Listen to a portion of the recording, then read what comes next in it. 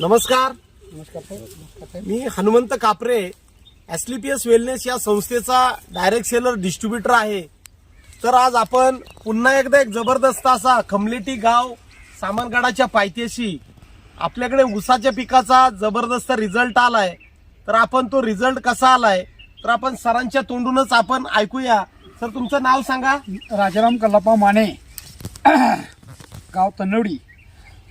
ऊसाचं हे बेणं हे चांगलं आहे आणि आम्हाला सरांनी जे मार्शिंग केले त्या पद्धतीने आम्ही लागवड वगैरे केलेली आहे. आता ही कोणती व्हरायटी आहे ऊसाची?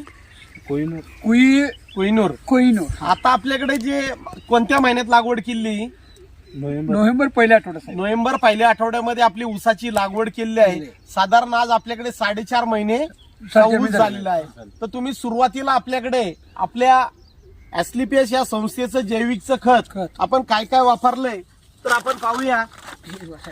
सुरुवातीच्या बेसळ डोस मध्ये लागवड करताना काय दिले आपल्याकडे? ही भुविटा आपली एक 4 किलोची बॅग आहे आणि हे इको आरेली आपलं वापरलेलं आहे, बेसळ डोस मध्ये वापरलेलं आहे. आणि आपल्याकडे फवारणीसाठी पीजीपीआर टॉनिक आहे आणि ॲग्रो 90 स्प्रेडर आहे आणि इको आरेली सुद्धा आपण फवारणीसाठी वापरलेला आहे. तर आपण पाहताय या 4.5 महिन्याचा ऊस जो आहे तो आपल्याकडे इतका जबरदस्त त्याची वाढ झालेली आहे. फुटवे त्याचे आहेत, काळुकी जबरदस्त आहेत.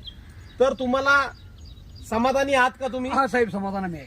तर तुम्हाला हे जे दिले आपल्याकडे इथले डिस्ट्रीब्युटर आहेत या भागातले आपले श्रीवास माने सर, यांच्या माध्यमातून तुम्हाला मिळालेलं आहे. तर नक्कीच तुम्हाला आता ही मोठी भर आता तुम्ही कधी लावणार आहात? आता 2 दिवसामध्ये मोठी भर लावणार आहात. तर तुम्हाला पण आता परत तुम्ही भरीच्या वेळेस पण आपलं जैविकचं आपण किट वापरणार. तर नक्कीच तुम्हाला ऊसामध्ये पहिल्या पूर्वीचे ऊस असायचे समाधानकारक आम्हाला आहे साहेब. अशा पद्धतीने चांगला आहे. पूर्वीपेक्षा एक नंबर ऊस आहे. हा, बोला. पूर्वीपेक्षा चांगला ऊस आहे. जितका आम्ही अपेक्षा होती फुटव्याची त्याच्यापेक्षा भरपूर आहे आणि जैविक खतामुळे आम्हाला लाभ झालाय. बरोबर. आपल्या एडब्ल्यूपीएलचे आपले जैविक खत आहे. आज जर आपण थोडस जर बघितलं तर आज जे फुटवे वगैरे इतकी 4.5 महिन्याचा ऊस आहे, इतकी त्याची हाईट वगैरे इतकी काळुकी इतकी चांगल्या पद्धतीने आज आपल्याकडे आहे.